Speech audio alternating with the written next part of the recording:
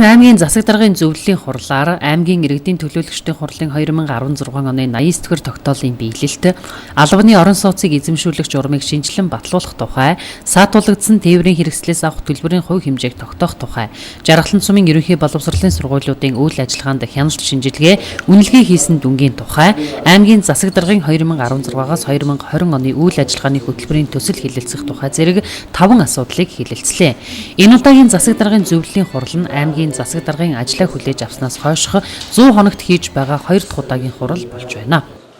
Яг энэ 100 хоногийн хугацаанд бол 2 дахь удаагийнхаа зөвлөлийн хурлыг хийж байна.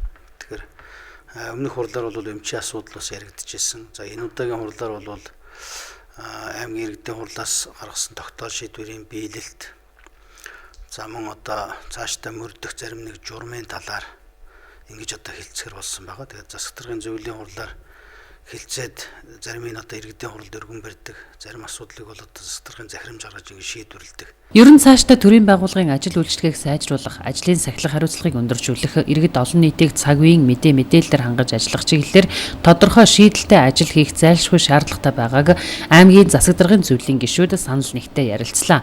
Үүний үр дүнд аймгийн шуурхай зөвлөгөөнийг сард 2-3 удаа зохион байгуулж байхаар болсон юм а.